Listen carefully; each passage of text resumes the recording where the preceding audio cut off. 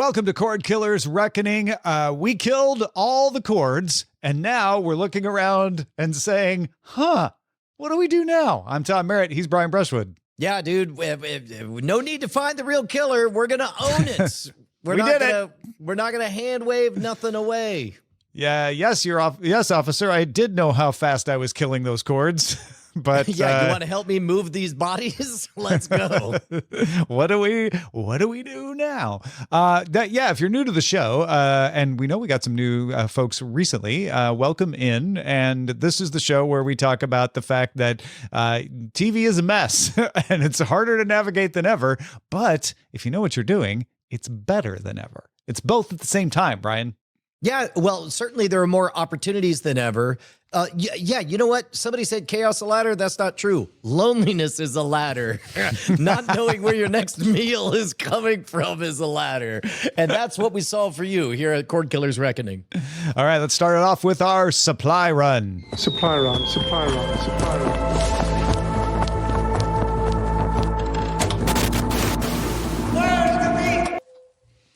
We will talk about Disney earnings a little later. We're not going to dig deep and get boring about them, but we're going to mention how they're doing with Disney Plus streams and all that stuff. But let's focus on one statement from CEO Bob Iger from the earnings call. He said that they are excited about giving Disney Plus users the ability, and I will now quote but not imitate Bob Iger, to create user-generated content and to consume user-generated content, mostly short form, from others. When he says user-generated content, he's talking specifically about generated content, AI-generated content created by a prompt from the user using their own intellectual property. Disney has been proactively protective of its IP on services that let you make generated content, like Character AI or Midjourney or Sora. Variety notes that this user-generated content that Iger's talking about could include games, not just videos. Brian, does this end up being a sideline feature that we all forget about someday that's like, oh, that was a weird thing Disney tried? Or do you think this could become a content pillar where you got your TVs and your movies and your user gen stuff? It is a strange time, Tom, because increasingly I can't directly tell you what it is that Disney owns.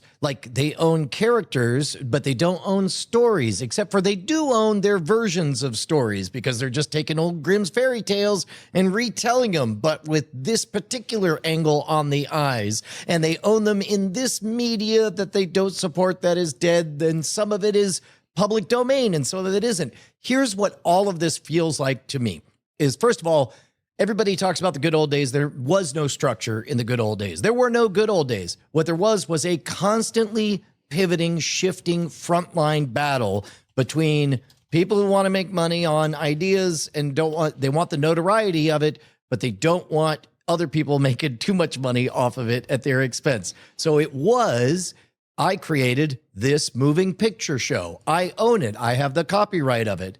Then there became characters. Then there became, upon the death of the author, plus 35 years, plus 70 years, and on and on.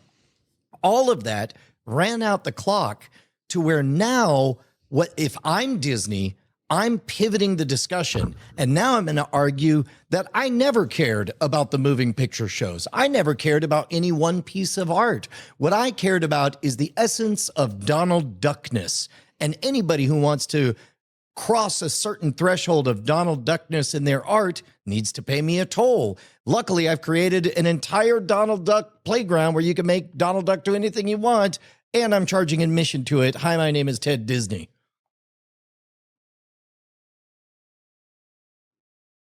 Did I lose you?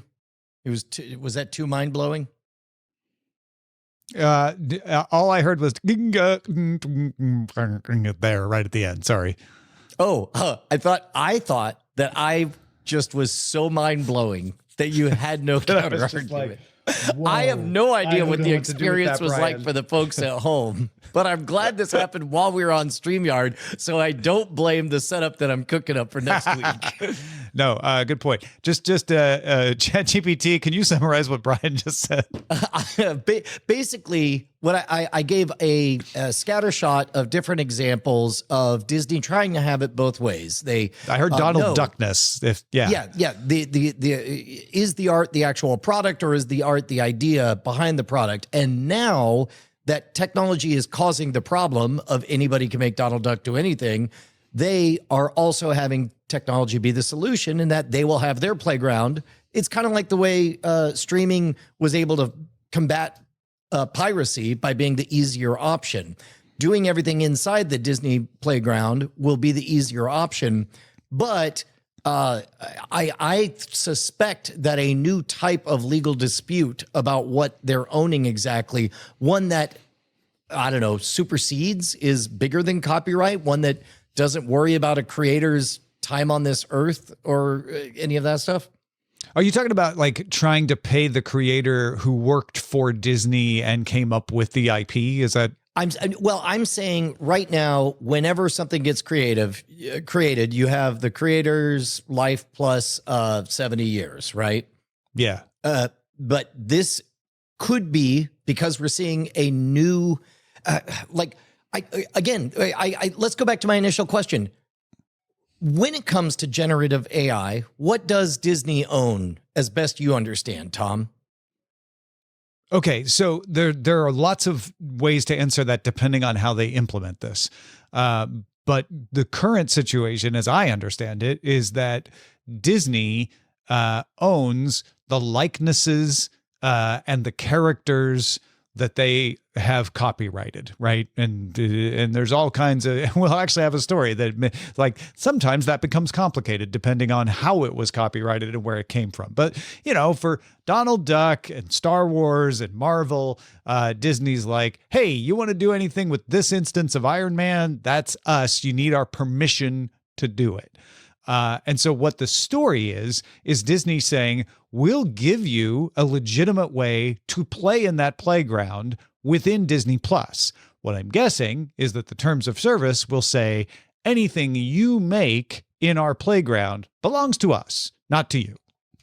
Yes. And what I'm saying is, on top of that, however much the two of us are able to conceive of in terms of infinitely lightning style splitting into increasingly fragmented little pockets, I guarantee you that's barely the beginning of how many interesting ways they're going to figure out how to monetize their various IP and characters. I think that this is not really a battle about making the videos. It's the beginnings of an argument about owning ideas. Like, literally, you can't, because of course Disney's going to want to have it both ways. They're going to want everybody to be talking and thinking about Disney properties, and yet at the same time not allow a single bit of Disney properties to be fed into LLMs that will guide what people are able to talk and think about. They do want Disney intellectual property to be fed into LLMs that they control. That is an interesting part of this as well. If you don't understand how these things work, a large language model, if you just go to ChatGPT, use the free version, that was trained on a bunch of stuff. And there's legal cases going on about when was the training allowed and when was it not, and when was it fair use. And that's a whole other subject than what we're talking about right now. What Disney is wanting to say is you can't create something using that trained model that imitates us. Like, if you go to Sora, OpenAI's video generation tool, and say, make Donald Duck, it'll say, nah, I think that's a third-party thing that Disney owns. Won't even say Disney. We think it's a third-party thing. We won't let you do that. What Disney is saying is, we will let you do that on Disney Plus, and we will train a model. We might work with someone to train a model specifically on our stuff, so it does it really well, and it's authorized, and you can do it in here. But you can't do it out there, even if it's capable of doing it. It's the output that Disney is focused on there, as well as the input. Here, they can control the input. They can train their own model, and then the inferencing, the part where you ask it to do something, also would be under their control, is what I'm guessing. What I'm curious about, too, is whether Disney has contracted with somebody about this. If so who? Or is this something that they are putting in their earnings report to be like, hey, OpenAI, Anthropic, Mistral, whoever, you want to talk? We'd love to talk. I have a feeling OpenAI and them are already talking, probably talking to multiple people. We could keep it to just like sub 40 seconds of Galaxy Brain, but I suspect, Tom, and you could push back. I'd love to hear the counter on this if there is one. I think Disney, number one, like I believe they want to be fed into the LLMs, and they also want the thing to shut it down and say Disney owns that. So in other words, like I think their words are going to say, don't you train on our stuff. But what if an AI came along that didn't train, literally did not know what a Donald Duck was, instead came up with constantly new iterations that were legally distinct because it would be provable in court that the AI had no knowledge of what a Donald Duck was? I think Disney would not like that. I think they want it to be fed on their stuff so that it could generate, and then the cop portion of the LLM can say, whoa, that awesome thing is too awesome because it's owned by Disney. I actually don't. I think that the question isn't, do you want it to be trained on your stuff or not? I think the question is, we would like to be paid if you train on our stuff. And we would also like to train on our stuff ourselves. And we kind of don't care if the public model can train on our stuff or not, because we're going to train one on our stuff. So it doesn't really matter if this idea that there will be these LLMs that are general purpose, I think goes away at some point. And LLMs become more and more like special purpose.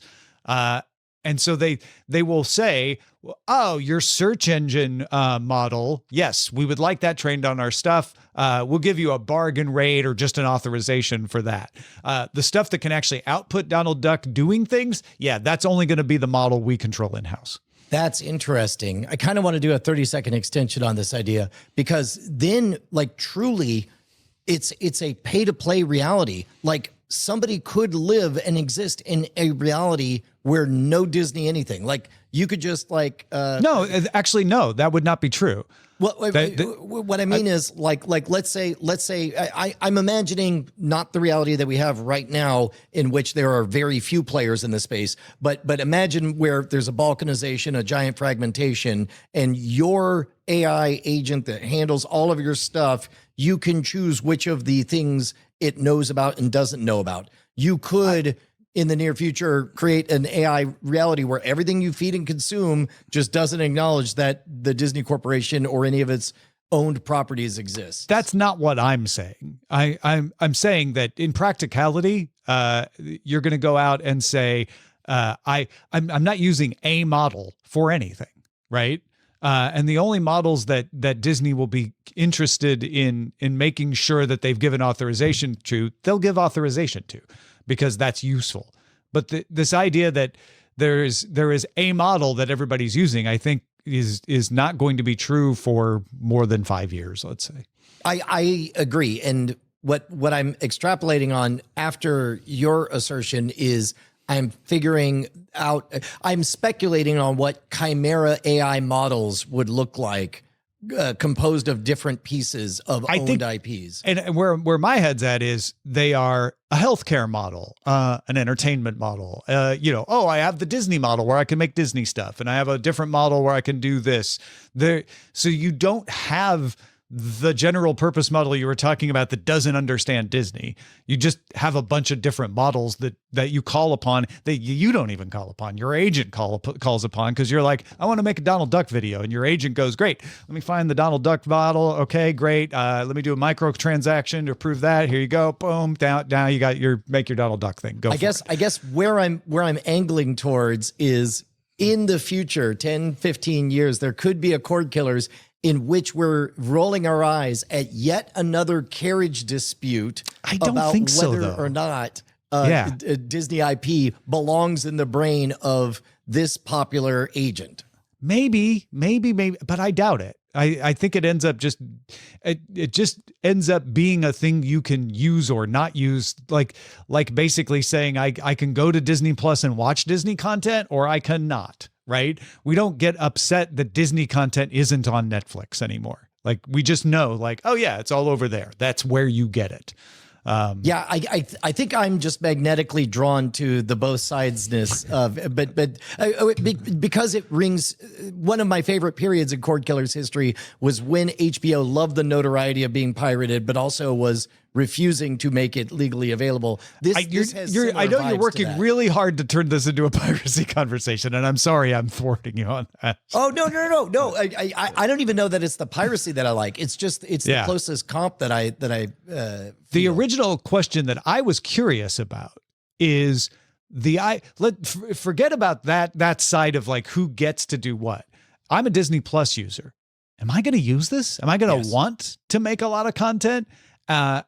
And for the whatever number of Disney Plus users, that answer is yes, because it won't be all of them, but like however many there are, does that become something that everybody views? Does it become something where you're like, and that was my original question, alongside TV and movies, is there a user-generated pillar in Disney Plus that whether you like making it or not, you're like, oh yeah, I love looking at that stuff. There's really interesting things over there. Somebody has made a spin on this or that property in Disney that I find really enjoyable. Yeah, I think that it is not just a side hustle that will be profitable. I think it will become the main thing.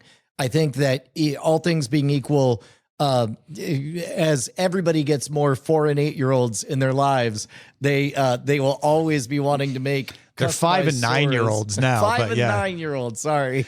I don't think it becomes that popular, and it's because of this walled garden situation that we're talking about. And this does tie back into what we've been talking about up to now, which is great. You know what was really cool? I want Iron Man to beat Superman. Bzz, sorry. No, the Disney Plus model can't include Superman. No, it actually can't include any people because that would be a liability for the Disney Corporation. So you're not going to be able to put your niece in there either. Really, you could put yourself, or you could put a Disney character. So R2-D2 can meet Donald Duck. That's cool. But anything outside the Disneyverse, forget it. And I think that kills it. That you're gonna have to have licensing of Disney out to broader things like Sora, for it to become compelling. So in this case, the frustration that you're bumping up against is you have Disney characters and other fictional characters.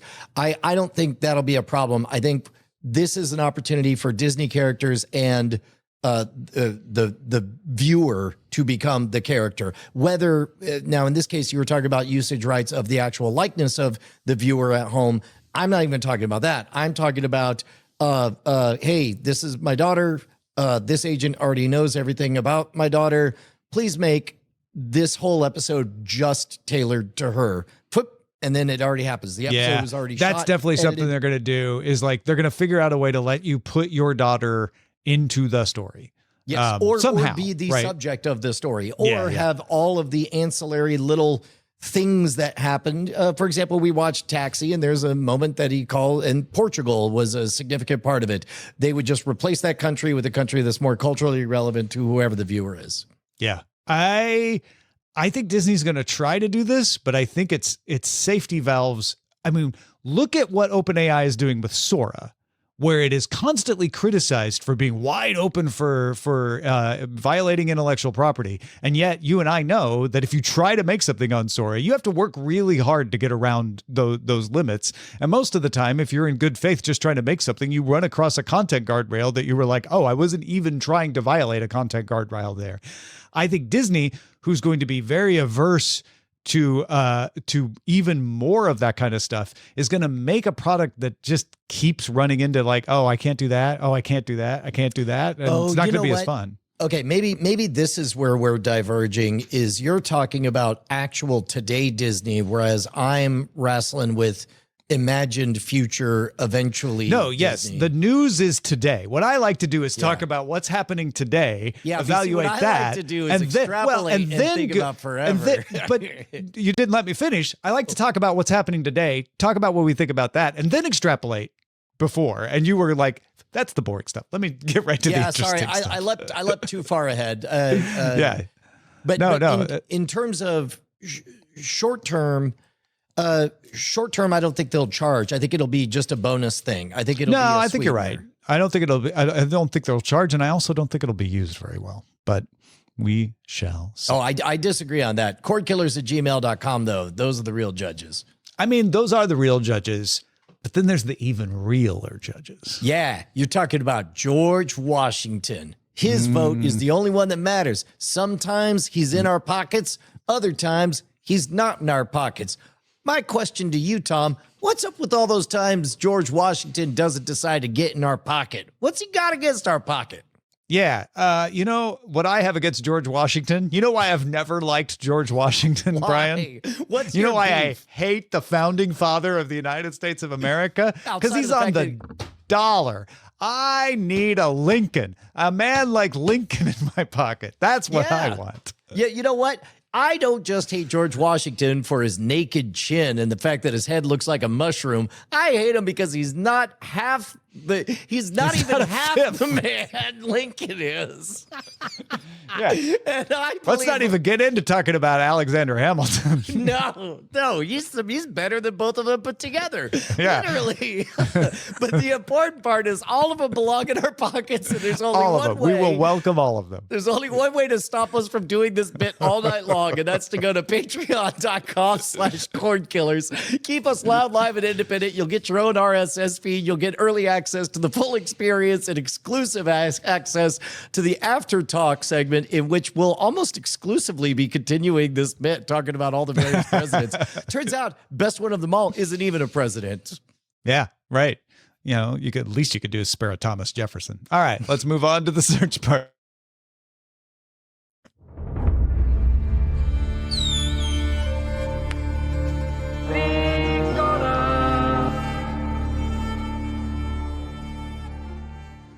So this is the portion of the show where we talk about stuff you can watch, and there's a trailer out for Fallout Season 2, which premieres on Amazon Prime Video on December 17th, and then new episodes will come out every week until the finale airs streamed on February 4th. Brian, did you watch the trailer? Looks great. I actually had the in the wild experience of thinking I was pulling up the old trailer to show someone, and then suddenly realized I was watching a new trailer.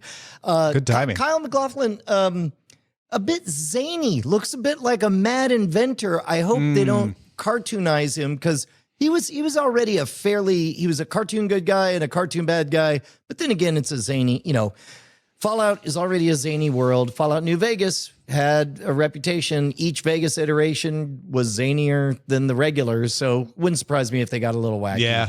I mean, you've got a community of people without noses. There's a little zaniness going on in there. Although we do get a strong hint that it's a credible possibility that the Ghouls family is alive. Yeah. Exactly. And that seems to make a major portion of this season. Well, I for one, am looking forward to trying season 2, because I thoroughly enjoyed season 1, as I know you did as well. Hearst Network has commissioned the UK's Particle 6 to make a TV series. Now, you may say, okay, that belongs on Cordkillers, I guess. But what's so big about this particular thing? Tilly Norwood is the thing that's the big thing about Particle 6. If you've been following this, you heard us talk about Tilly Norwood, a virtual actor that Particle 6 said would soon pick an agent to represent it. I don't have any news on whether Tilly Norwood has picked an agent, but Hearst has commissioned Particle 6 to make a 10-episode short-form series for the History Channel in the Netherlands called Streets of the Past, and the streets are going to be virtual. They're going to be generated. Generative models will be used to transport the host of the show to some of Netherlands' most famous historical streets, squares, and canal sides starting in January. So this is just an example of what we've been talking about, Brian, where people will be averse to AI generated stuff until it makes financial sense, and then they'll want to use it. Yeah. Well, this is, first of all, to remind everyone, I don't think we were very impressed with the announcement when it came out. We thought the Tilly Norwood announcement, you mean? Yeah, exactly. Yeah. We thought that this was a pretty typical new technology, breathlessly announced that you represented as though it's a human kind of thing. However, this is a very congruent fit. It is right. It is a highly niche story to be told that absolutely would not be profitable to make in a visually rich and interesting manner. And if you are going to do it, AI is a pretty good way to do it. We have maps. Apply this map onto this footage of what a street looks like. Speculate this, that, and the other. What are you going to put actual human talent in there? Why would you, when you have the likeness rights to this fictitious character that you own? And maybe I wonder if they are going to have a human host. And the human host is going to go visit the place, but then background characters, he might even interview some characters. Those will be virtual. Those will be ones that are generated. But the bigger deal seems to be, instead of having a matte painting or a reenactment that was expensive to make because you had to dress up a set, they're just going to be like, yeah, make this street look like it did in 1620. And now we could put our guy in front of it and he can interact with it. Yeah, everyone's going to hate it in theory. For some reason, and then watch it in practice. For some reason, the comp that pops to mind is the unlikely, incredible success of the very campy 1960s Batman series. At the end of the day, that was not a very good show. Yeah. But it was extremely colorful at a time that if you bought a color TV, what did you want to see? Color. Yeah. Yeah, I wonder. I have a feeling this might not look that great, honestly. Like you'll be able to pick it apart, but if you're not invested in picking it apart, you'll watch it and probably won't even notice. You'll be like, "Oh, that was pretty good." Yeah, wonder how they showed those especially streets. In a world where we have an entire tier of programming where producers are explicitly told, make it easier to half watch while you're ironing. Right. No, absolutely. And that's kind of what this sort of thing is meant for. We've been talking a lot about the show Pluribus. Apple has released part of the fantasy romance novel from Pluribus, Bloodsong of Wycaro, by Carol Sturka. You can get it on Apple Books. Apple TV actually gave me a notification on my phone to tell me that I could download it. It's an 11-page chapter. It's not the whole book. It is an excerpt from the 4th book in the saga, and it includes an exclusive letter from Carol that starts, "We just finished our tour of the book," which makes me wonder, well, then why is this in the book? But I guess it's in the excerpt, so that makes sense. Yeah. This is great. I love that. I love TV shows that creep out of the box and into the universe. Yeah. Just a little bit, especially well executed. I think last week we called the phone number to talk to. Yes, we called DC and they addressed us as Carol. Hello, Carol. We had talked about the fact that we were hearing that Major League Soccer might want to change its agreement with Apple. One thing Major League Soccer has done is changed when its season is going to run. They're going to align it with European soccer leagues, so it'll run fall through spring instead of right now where it runs through the summer. That is not the only thing, though. Starting with the 2026 Major League Soccer season, all MLS matches will be available to all Apple TV subscribers at no additional cost. So you still got to pay for Apple TV, but when you do, you won't have to add MLS on. You'll just get MLS as part of your subscription. Now, Apple TV already had some baseball on there, right? Yeah, they had Friday Night Baseball, usually 2 games every Friday. That you got at no additional cost. For a while, they were streaming those without even having to have an Apple TV subscription, but later they put them behind the paywall. But you didn't have to pay extra for those. Yeah, I think this feels to me, and you can tell me, and this is all wild speculation, but this feels like let's have a seat at the sports table. I'm guessing MLS didn't like the viewership numbers. They were like, we like the money you're paying us. That part's fine, but it's hurting the sport that not as many people watch this. Now, just so you know, MLS was still showing matches on FX. It was showing it on cable as part of this agreement, but limited number of matches. If you wanted all the matches, you had to get Apple TV's special MLS package. And MLS is, wanting to spread and grow the sport interest in the sport. So somehow they convinced Apple to do this. I don't know if Apple just said, hey, it makes more financial sense for us to not have to manage separate billing, or if they changed the amount that they had to pay or something like that, where it was more dependent on the number of subscriptions to Apple TV, but at a lower rate.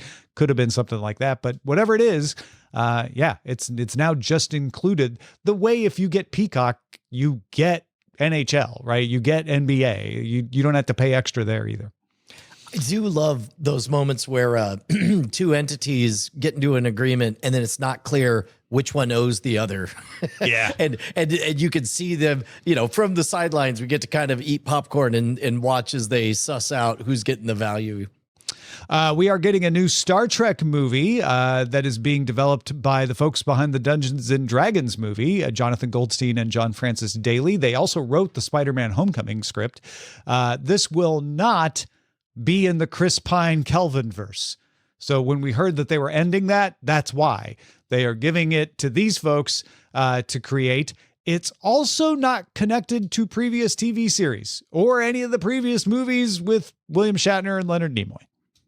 So where, if you were to guess and speculate wildly, Tom, do you think that this story takes place? Because I love Dungeons and Dragons. I loved Homecoming. Both of them were big properties that on purpose told kind of level one character stories, very small character stories, or brought them to a smaller domain. What might that look like in Star Trek?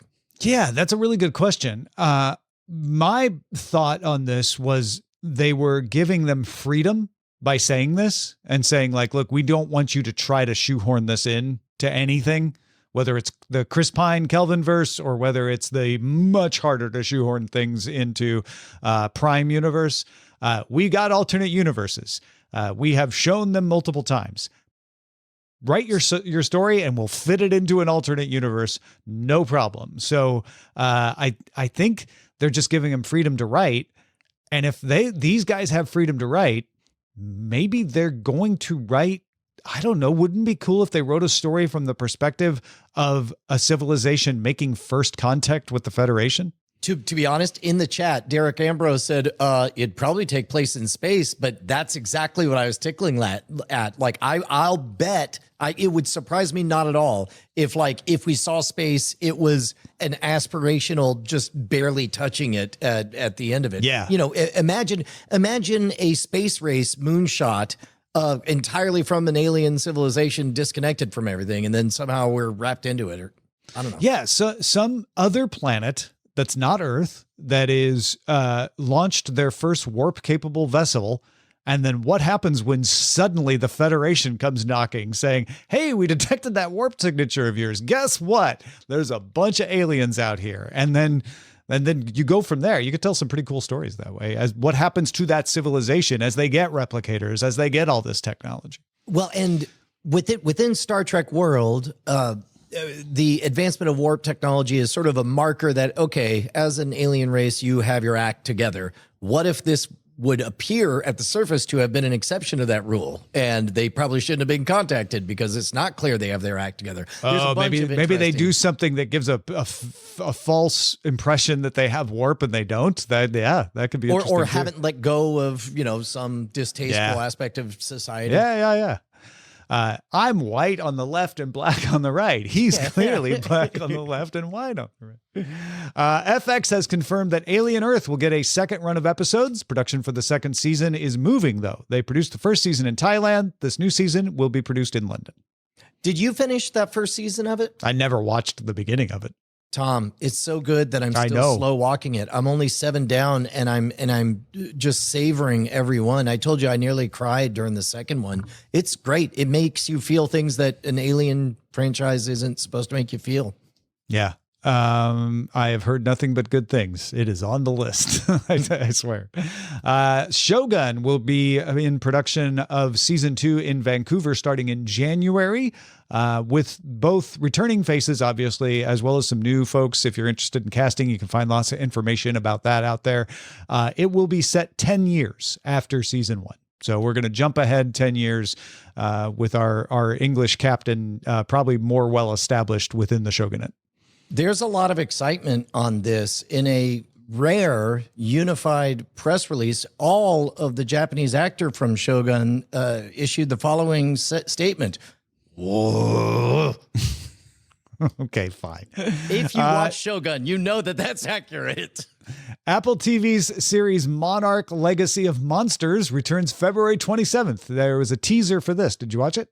Yes, it's an abomination. And I don't mean the giant monsters. I mean trying to shoot something in selfie cam version with letterbox cinematics trappings, but also forcing it into a 16:9 box on YouTube.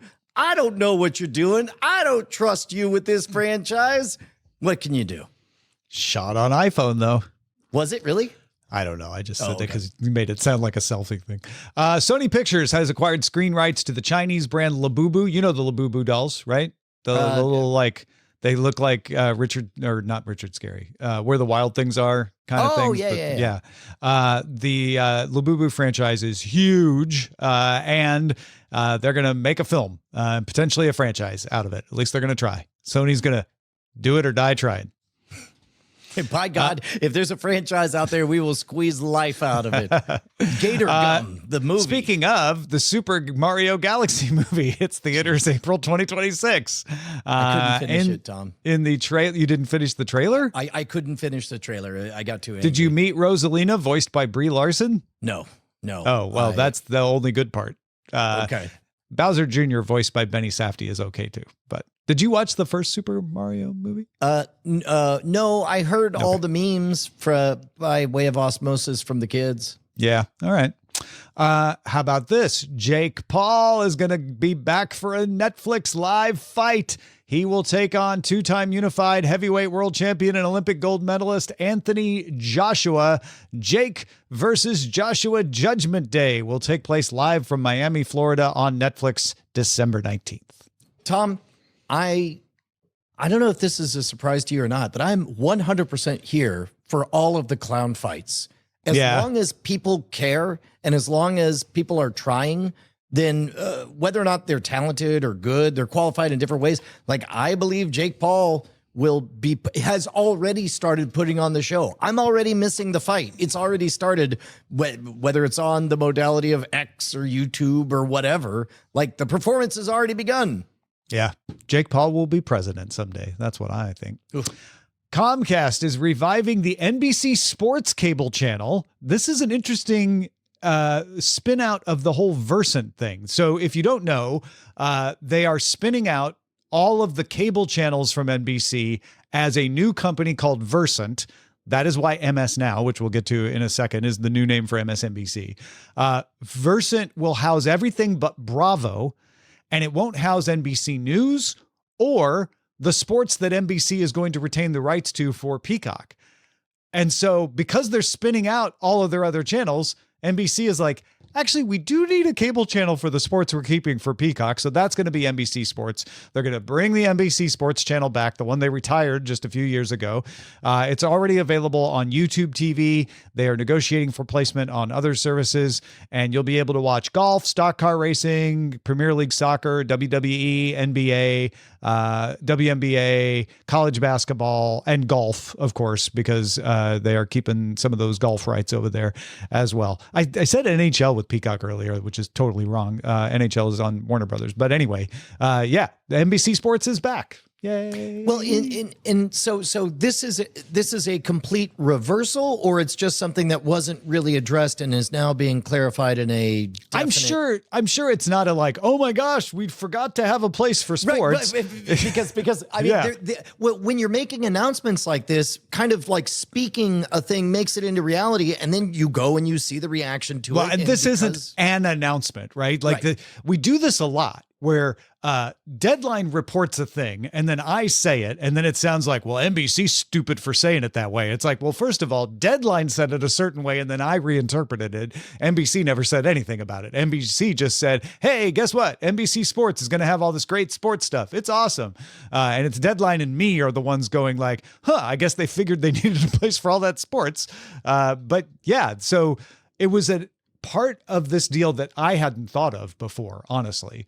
That I'm like, oh yeah, they're gonna want to have those sports on cable still. So if they're getting rid of most of their channels, they're gonna have to have a new outlet for that. And they're keeping the name NBC Sports with Comcast, so it makes sense. That's what they'd call it. Yeah. However, MSNBC is going with Versant, so they can't continue to use the NBC name. They have changed their name to MS Now, as we've talked about. The programs will no longer play on Peacock either. So I was of the opinion that they'd probably license this stuff out to Peacock and keep it there, but they are not. MS Now will be available to pay TV subscribers on its mobile app, Roku, tvOS, Fire TV, Android TV, and Xumo connected apps. Xumo is a Comcast-owned app, so it's on a Comcast property through Xumo, just not through Peacock. And you can find video on the website, which is now ms.now. I looked up msnow.com, and it's like a Korean sports equipment manufacturer, so that's why they couldn't get that one. We'll see how long that lasts until they want to take like a $10,000 payday or something. I don't know. Versant doesn't have the money to throw around that motorized snow vehicles might get a payday or might not. I don't know. Well, we'll know whether or not they're playing to get paid if it suddenly becomes a porn site. Then that's like a press release saying, be a real shame if your new name was associated with some bizarre stuff. I just found it humorous that msnow.com with motorized snowmobiles. Is that a Y, of course. Was like msnow.com. Well, by the way, I am surprised that this quickly I don't hate the name MS Now. I knew I hated it before, but I also knew that I would probably evaporate. On that hate. Like names have a funny way. I'm starting to get used to it. Yeah. It is interesting. They're letting CNBC continue to be called CNBC, even though it also is being spun out into Versant as well. They just can't use the Peacock logo anymore. Willie Scott reminded me of that in the chat. Thank Willie. Nintendo game director and legend Shigeru Miyamoto posted a few first look photos from the live action adaptation of Legend of Zelda.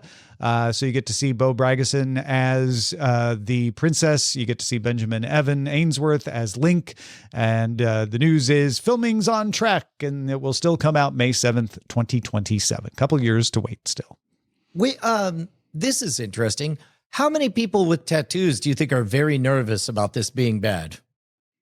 People with tattoos? Oh, yeah. I see a lot of Zelda tattoos out there. Oh, and okay. I know that once a fandom hits the level of tattoos, they get real bristly about remakes and stuff. And I didn't think they would come for me. And then I looked at my Fallout watch face as Fallout got close. Thankfully, they landed the plane. But I wonder if there's that general anxiety about it. Yeah. No, I think you're right. I think there's tattoo or not. I think there's a lot of anxiety about this. These photos are a good idea because they come from Miyamoto, right? So immediately you're going to be like, who's putting that guy I love? Okay, cool. And they're beautiful. They're well selected where you're like, okay, that does look very pretty. And that does kind of look like Zelda and kind of looks like, okay, like this was good. This is kind of taking some of the wind out of the anger sails early. You can still mess it up though. So you got to stick the landing, like you said. Yeah, that's interesting. It makes me want to believe that the real masterpiece, no matter how good the movie is whoever's in charge of managing this narrative for all of the fans. Right. Yes, Amos. I have lots of tattoos. I'm very nervous about the quality of this movie. There we go. See, we knew it. Now we have man on the street confirmation. Thank you. Thank you, Amos. All right, let's get to the buried treasure. Most people want to know why they suddenly got rich.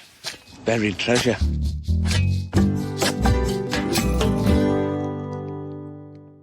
So yesterday, Brian gave me a call and said, do you know about Death by Lightning? And I was like, I don't think I do. And I asked, what is it? And he said, it's a show on Netflix. You should just go watch it. And I'm not going to tell you much else. So I said, well, you know what? Brian's pretty good with these things. And I need to spend the next 3 hours making soup. So what I did was put Death by Lightning on my phone and went through the process of boiling some chicken stock and making soup while I watched the first 2.25 episodes of Death by Lightning, which is really fun. I'm going to respect your wishes, Brian, and not say too much about this, but it is like historical. You have to love you have to love U.S. history, but if you do, I think you're really going to love this.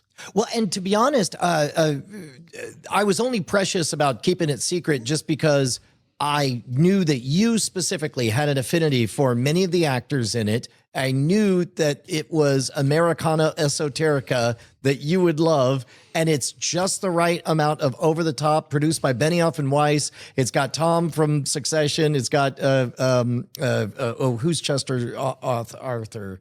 Nick Offerman.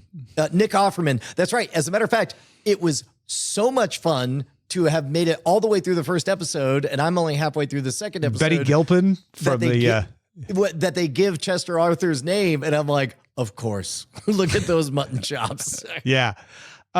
Honestly, a pitch that your pitch worked, obviously. A pitch that would have worked was, Tom, do you want to watch a TV show based on James Garfield and Chester Arthur? And I would have been like, hell yeah, I do. Where do I sign up? And I think one of the genius things they've done here is take two presidents that nobody knows anything about. They are always the joke presidents when you're like, wanting to make a joke about presidencies by invoking someone that no one ever thinks about. The only thing, if people know anything about Chester A. Arthur, it's that he served 2 non-consecutive terms and was the only president to do so until recently.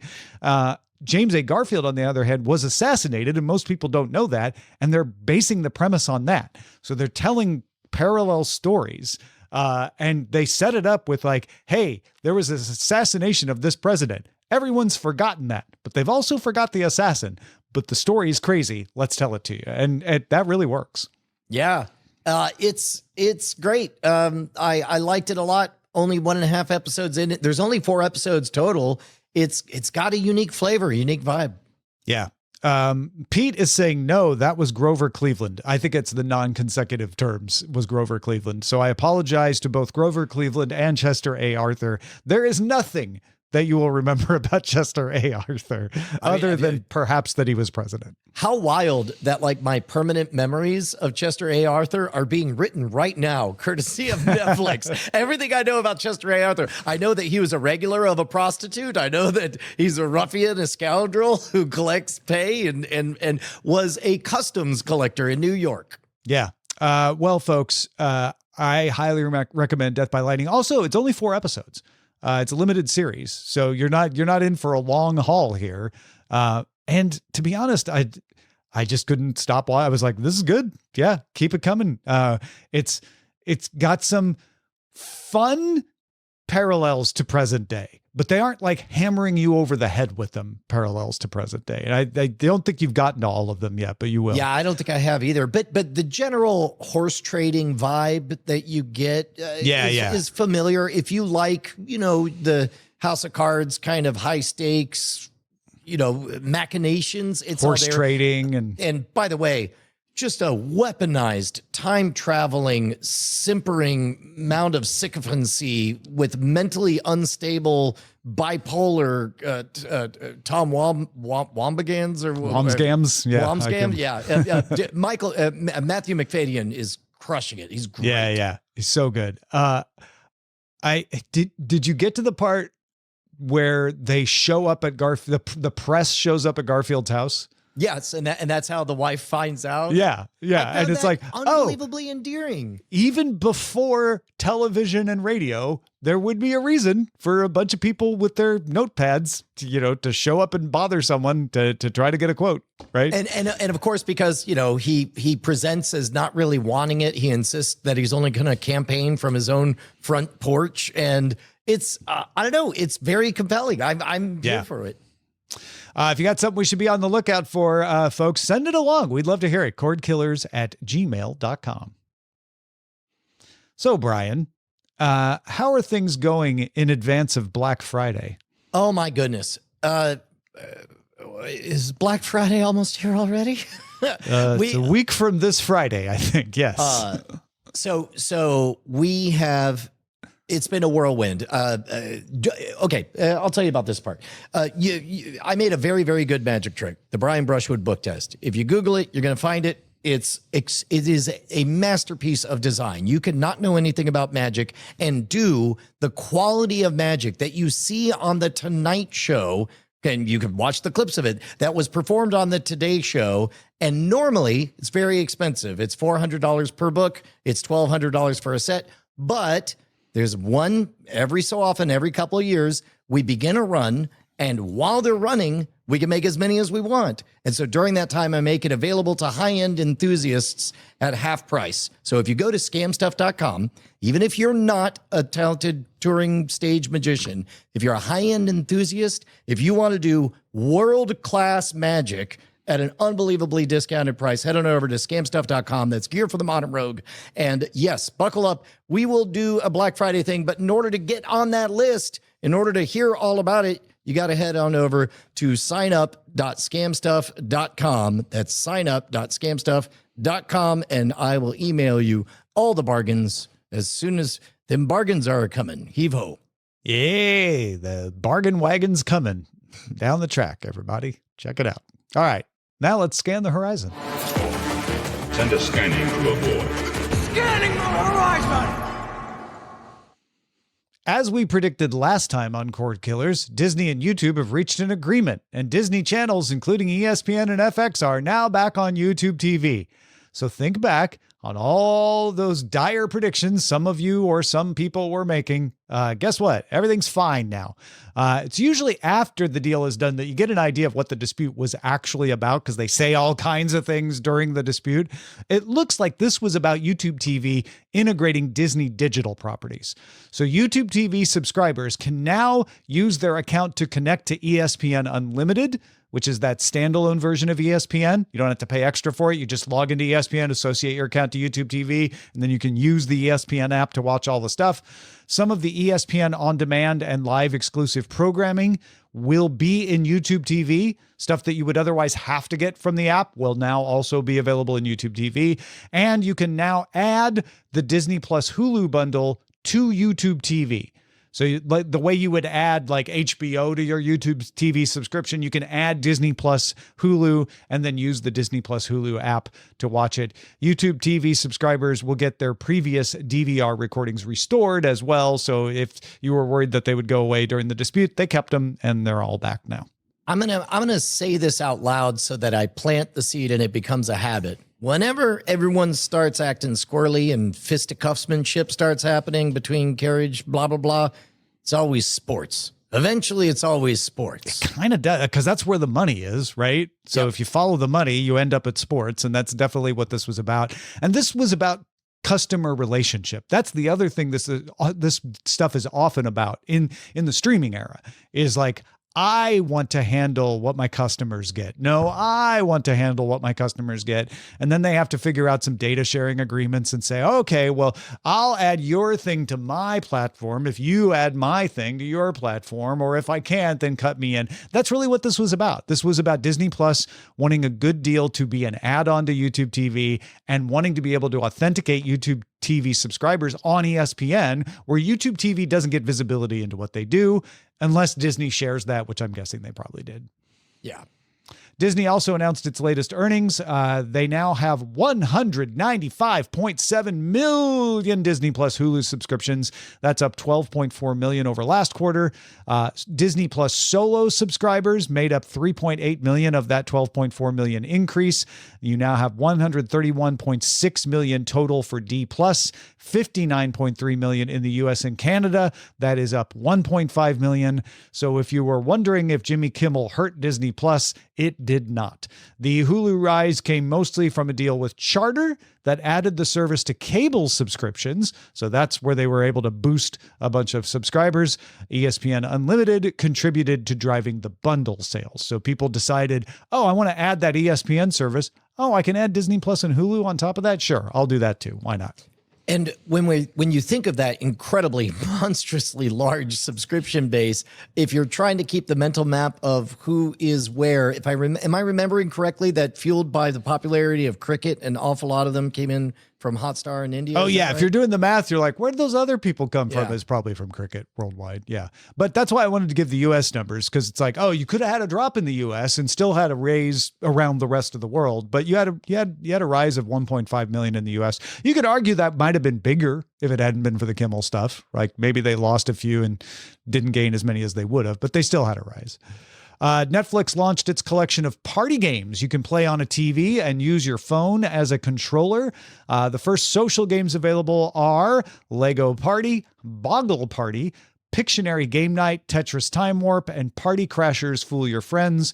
They are available in some markets, a dozen or so around the world, under a Games tab, which will appear in the menu at the top of the Netflix TV app.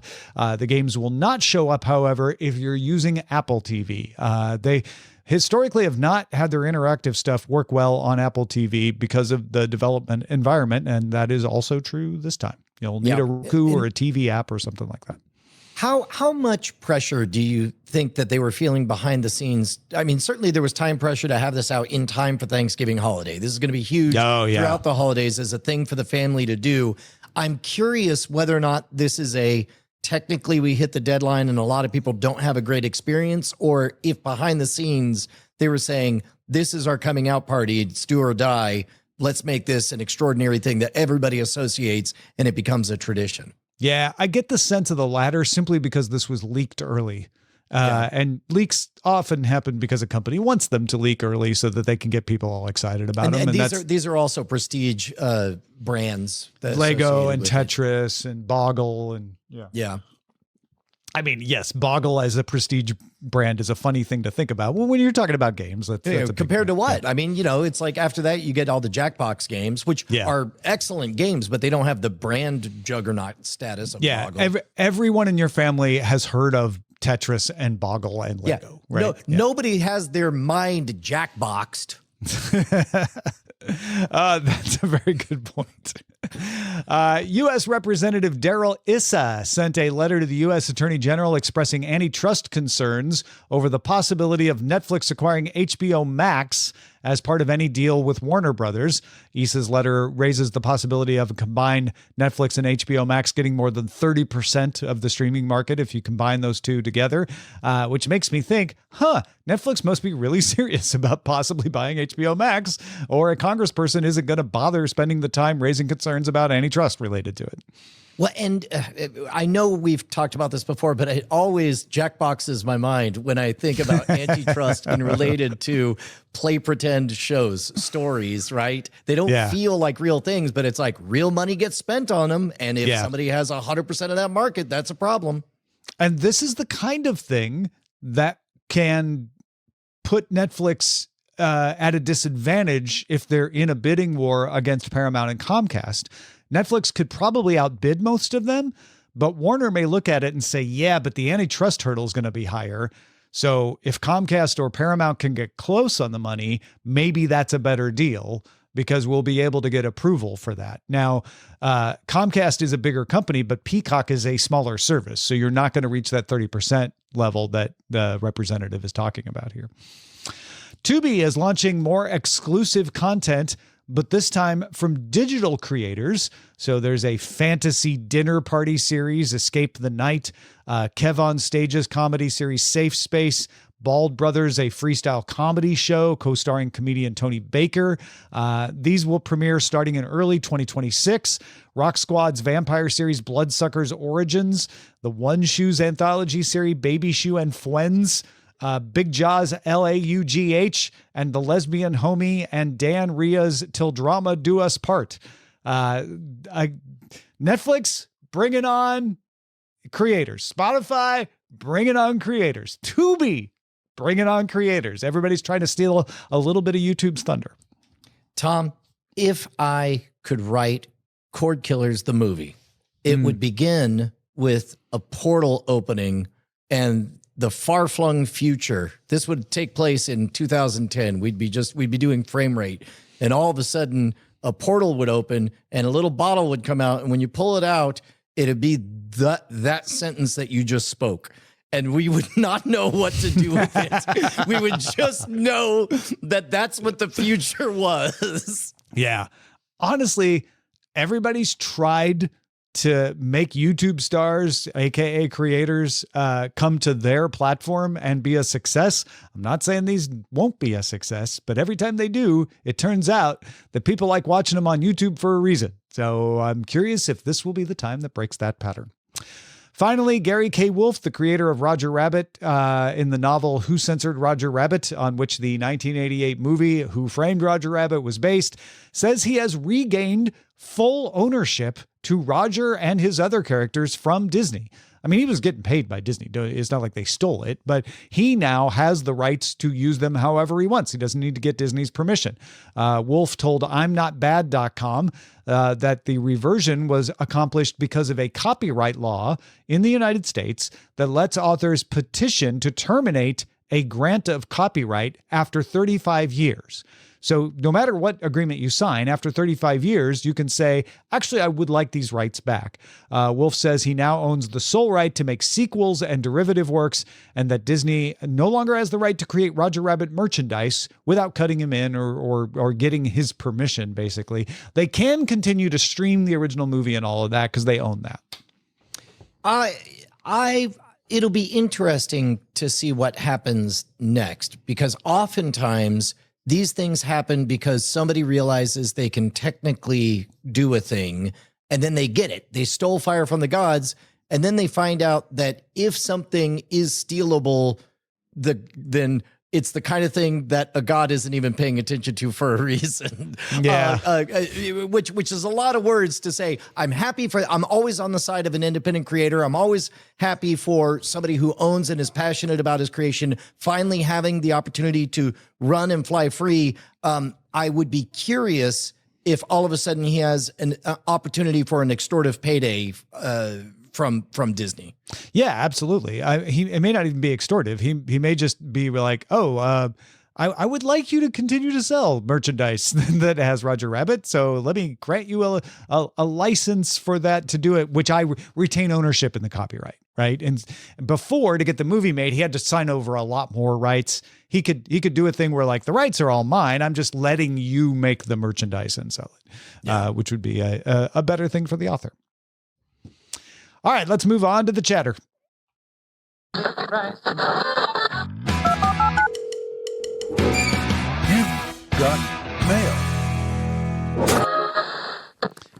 Ander writes, I wanted to say thank you for helping me not look clueless in front of a customer yesterday. I love these kinds of emails. Ander says, I was out driving with him, and he was excitedly telling me about how he and his wife were leaving this week for BravoCon. He didn't give any other contextual clues, but I remembered you two talking about it on a podcast and that it was in Caesar's Palace. So I was able to easily show I knew what he was talking about, ask him what Bravo shows he and his wife were watching, and talk about what panels they were excited to see. He said I was the first person he'd talked to about it that knew what it was. I don't know how big of an influence that had, but I did make a sale. Thanks, guys. Heck yeah, dude. I love the idea that there are all these secret languages just floating about.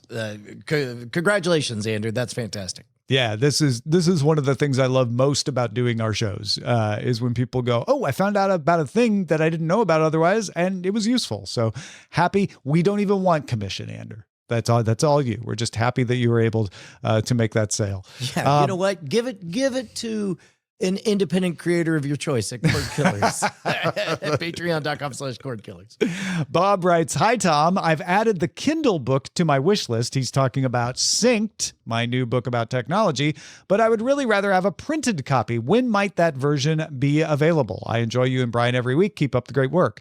Well, good news. I have approved the proof that I have in my hand right here. So it is possible for you to get it soon. I am waiting on them to approve distribution of it, and as soon as there is distribution, I will let you know. But hang in there, Bob. It is coming.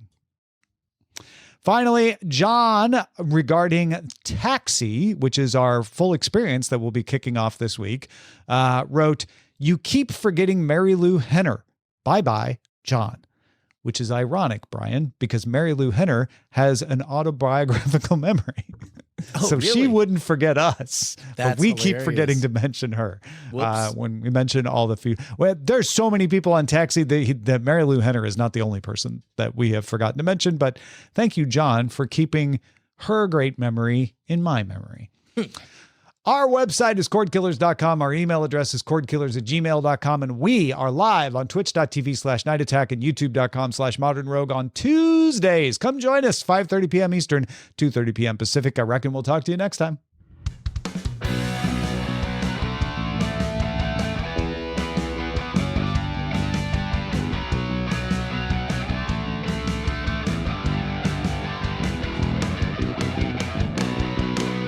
Diamond Club hopes you have enjoyed this program.